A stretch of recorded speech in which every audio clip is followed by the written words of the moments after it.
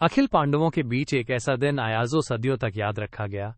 आज हम बात करेंगे महाभारत के उस भावुक और दिल दहला देने वाले अध्याय कि जब अभिमन्यु का पराक्रम और उसके साथ हुए अन्याय ने कुरुक्षेत्र के रणभूमि को हमेशा के लिए बदल दिया। इस कहानी का नाम है अभिमन्यु का पतन। सबसे पहले जान लेते हैं उन प्रमुख पात्रों के बारे में जिनका इस कहानी में अहम रोल है। अभिमन्यु अर्जुन के पुत्र और पांडवों के सबसे बहादुर योद्धाओं में से एक, जो युवा उम्र में ही युद्ध कौशल में पारंगत था। उसकी वीरता और साहस के पीछे था उसकी परवरिश कृष्ण और अर्जुन के सानिध्य में, और सबसे बड़ी बात उसकी एक खास ताकत चक्रव्यूह के रहस्यों का ज्ञान। दूसरी ओर है कर्ण, जो कि दुर्योधन का सबसे भरोसेमंद योद्धा और कुरु सेना का अभिन्न हिस्सा था। कर्ण की वीरता भी कम नहीं, लेकिन उसकी मान्यताएं और दुर्योधन के प्रति वफादारी उसे कई बार कठिन निर्णय लेने पर मजबूर करती थी। साथ ही द्रोणाचार्य पांडवों और कौरवों दोनों के गुरु, जिन्हें युद्ध में रणनीति और शस्त्र विद्या का गहरा ज्ञान था।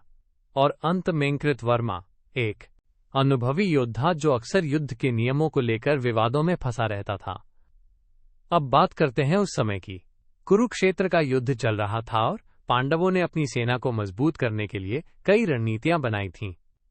अभिमन्यु अपनी बहादुरी और तेजी के लिए मशहूर था। उसने चक्रव्यूह नामक जटिल युद्ध संरचना में प्रवेश किया। ये चक्रव्यूह एक तरह का घेरा था जिसे केवल कुछ खास योद्धा ही खोल सकते थे।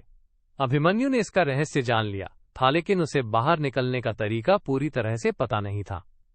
युद्ध के एक निर्णायक क्षण में अभिमन्यु अकेले ही इस घातक चक्रव्यूह में फंस गया। उसे चारों ओर से घेर लिया गया। कर्ण, कृतवर्मा, द्रोणाचार्य और कई अन्य योद्धा।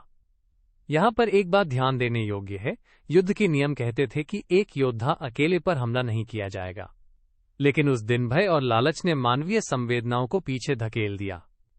जब अभिमन्यु के हथियार टूटने शुरू हुए तो उसने अपने जीवन की आखिरी लड़ाई दी, लेकिन उसके खिलाफ जो हुआ वह युद्ध का नियमों का उल्लंघन था।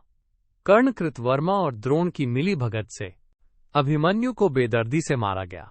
उसकी मृत्यु ने पांडवों के शिविर में गहरा शोक और क्रोध दोनों पैदा कर दिया।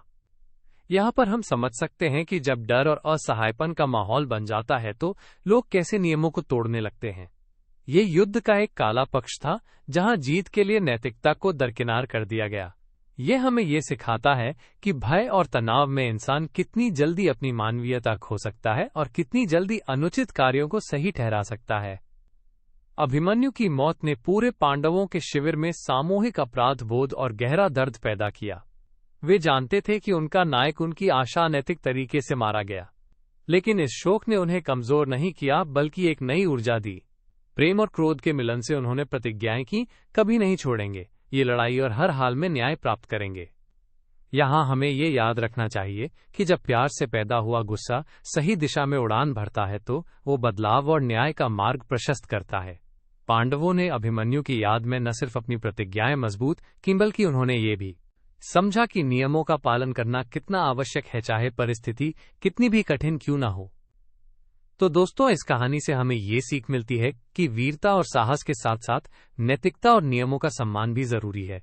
अभिमन्यु की शहादत ने महाभारत के युद्ध को एक नया मोड़ दिया, जिसने प्रेम, क्रोध और न्याय की नई दास्तान लिखी। आशा है आपको ये कहानी पसंद आई होगी। अगली बार हम महाभारत के किसी और रोचक अध्याय के साथ फिर मिलेंगे। तब तक के लिए ध्यान रखिए, सीखिए और अपने दिल में सही और गलत की आग जलाए रखिए। जय महाभारत।